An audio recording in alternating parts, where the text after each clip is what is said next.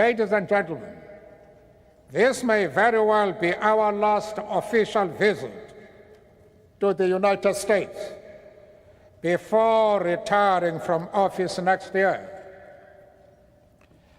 There could not be a more moving start to the visit than one which included being honored in this way by one of the great educational institutions of this nation and of the world. I know that through this award, you are not so much recognizing any individual achievement, but are rather paying tribute to the struggles and achievements of the South African people as a whole.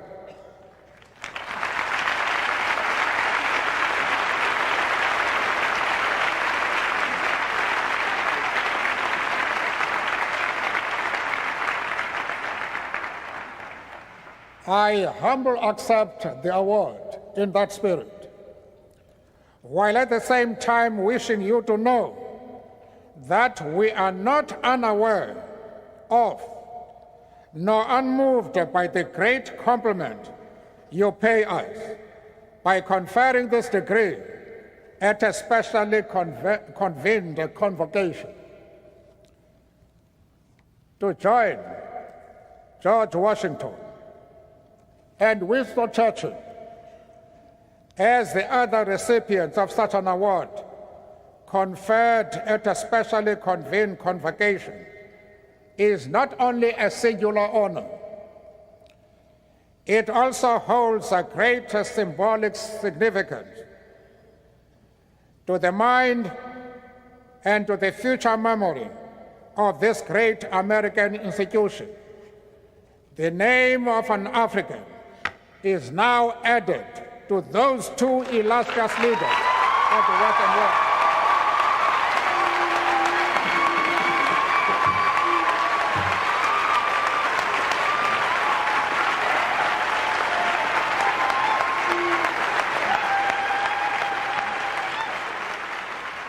If in these later years of a life lived in pursuit of equality, we can at last look upon our own country as one in which citizens, regardless of race, gender, or creed, share equal political rights and opportunities for development, we do so with great gratitude towards the millions upon millions all around the world who materially, thank you very much, who materially and morally supported our struggle for freedom and justice.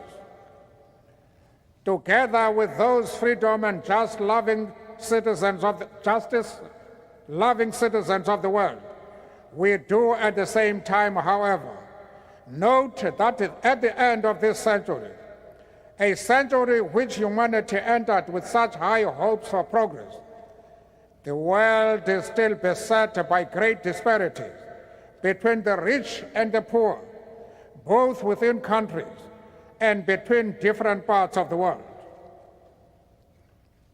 If in individual life we all may reach that part of the long walk where the opportunity is granted to retire to some rest and tranquility for humanity, the walk to freedom and equality seems, alas, still to be a long one ahead. This august institution gains its standing and reputation also from the manner in which it has conducted and continues to conduct itself as an international presence. Wherever men and women of learning and thought gather, its name and work are known. It embodies that spirit of universality which marks a great university. To join the ranks of the alumni is to be reminded of the oneness of our global world. The greatest single challenge facing our globalized world is to combat and eradicate its disparity. While in all parts of the world progress is being made in entrenching democratic forms of government, we constantly need to remind ourselves that the freedoms which democracy brings will remain empty shells if they are not accompanied by real and tangible improvements in the material lives of the millions of ordinary citizens of those countries.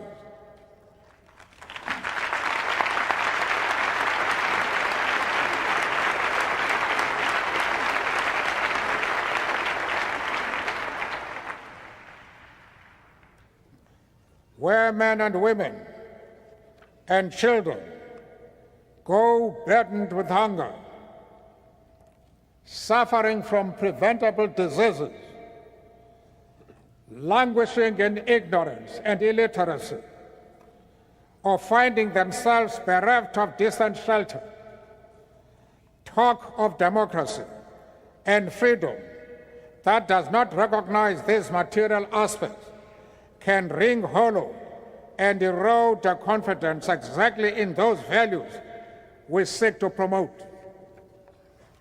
Hence, our universal obligation towards the building of a world in which there shall be greater equality among nations and among citizens of nations. The disparity between the developed and developing world, between North and South, reflects itself also in the sphere of educational and intellectual resources. When in Africa we speak and dream of and work for a rebirth of that continent as a full participant in the affairs of the world in the next century, we are deeply conscious of how dependent that is on the mobilization and strengthening of the continent's resources of learning. The current world financial crisis also starkly reminds us that many of the concepts that guided our sense of how the world and its affairs are best ordered have suddenly been shown to be wanting. They are seen to have hidden real structural defects in the world economic system. The precepts of the economic theories who could so confidently prescribe to all now appear to have drawn much of their apparent intellectual validation from having been unchallenged by the day-to-day operation of a system that operated in the interest of the powerful.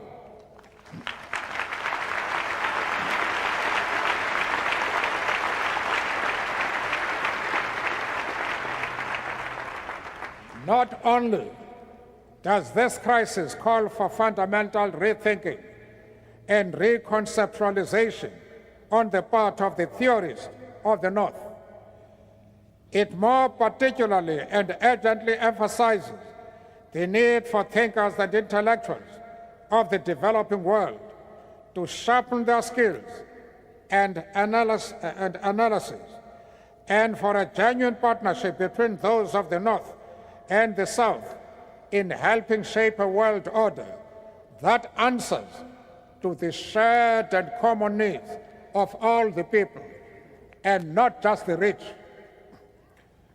This university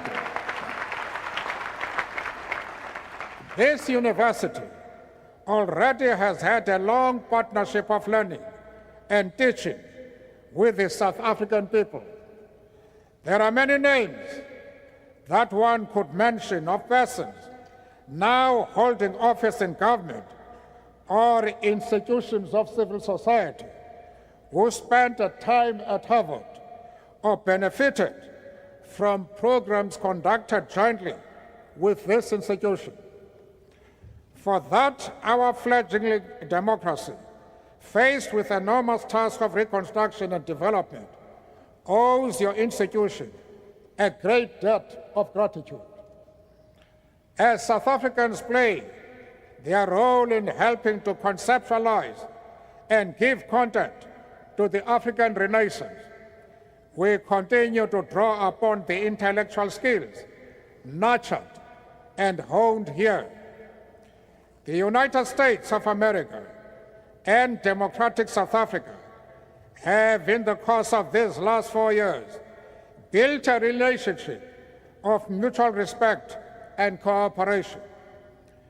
Each country, respecting the sovereignty of the other while cooperating as partners. As part of this relationship, the scholars who had the benefit of studying here returned better equipped to deal with the local challenges and problems as Africans. It is therefore a source of great encouragement and inspiration for us to learn about the Emerging Africa's Research Project housed in the newly created Center for International Development at Harvard. Its objective of undertaking an appraisal of Africa's economic, social, and political history, as well as the problems facing the continent, is timely and to be greatly welcomed. That it will be doing this in collaboration with African research institutions and scholars will serve to strengthen and build African intellectual capacity to take charge of its reconstruction and regeneration. I am confident that it will also strengthen and build your own understanding of African reality and your capacity to analyze that reality as part of our shared world.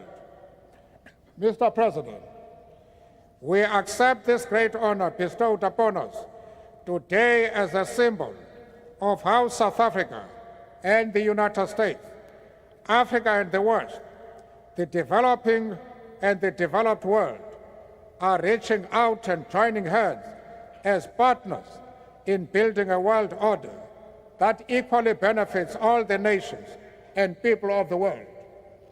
For 300 years, this great institution has served its nation with distinction. We entered the new millennium in the hope that the rich fruits of learning, science, and technological progress will, in this coming century, truly be shared by all in this global village in which we live. We are confident that this institution, of which we are now a proud member, will play a leading role in achieving that.